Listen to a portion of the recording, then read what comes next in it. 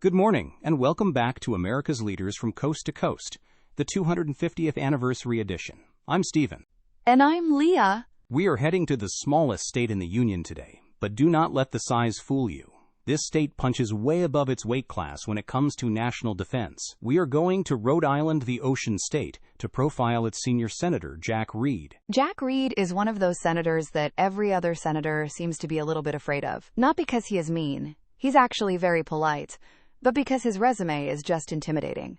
He is a West Point graduate. He was an Army Ranger. He was a paratrooper in the 82nd Airborne. And then, just for fun, he went to Harvard and got a law degree.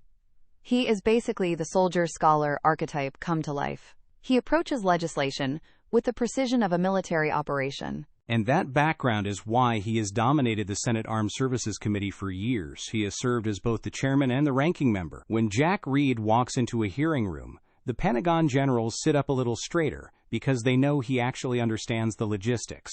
Exactly. And for Rhode Island, that committee assignment is everything. People forget that Rhode Island is the hub of the U.S. submarine fleet.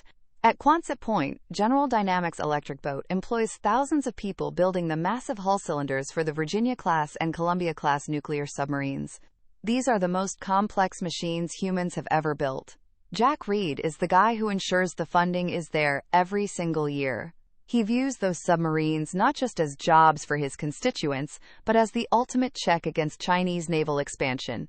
He plays the long game on sea power. But he isn't just about submarines. He is also the architect of what they call the blue economy. I love this term.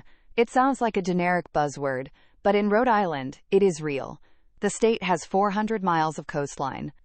Reed has pushed millions of federal dollars into making Rhode Island the leader in offshore wind energy.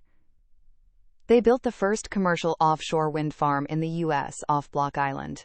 Reed argues that the ocean isn't just for sailing and calamari, it's an energy source.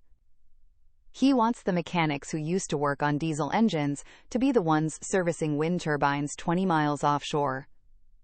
It's a very smart way to transition a working-class economy into the green energy future without losing that gritty industrial identity. We also have to talk about his vote on the Iraq War. It's a defining moment in his career. It really is. In 2002, the pressure to vote for the war was overwhelming. Jack Reed was one of the few senators with actual combat arms experience, and he voted no. He argued that the strategy was flawed, that we didn't have a plan for the occupation, and that it would distract from the war in Afghanistan. He took a lot of heat for that at the time, but history proved him right. That vote gave him a level of credibility on foreign policy that almost no one else has. When he warns against a military intervention now, people listen. He also has a softer side legislatively. He is huge on libraries. Yes, he is the biggest champion of public libraries in the Senate. He grew up in a working-class family in Cranston, and he talks about how the library was his window to the world. He consistently fights for the Institute of Museum and Library Services funding. It's a nice contrast.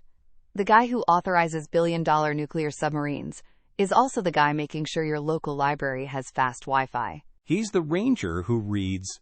The quiet professional who carries a big legislative stick. That is our profile for Rhode Island's senior senator. Stay tuned for our next profile. Please note, AI assists in the creation of this podcast from pointedwords.com, and remember, better pointed words than pointed swords.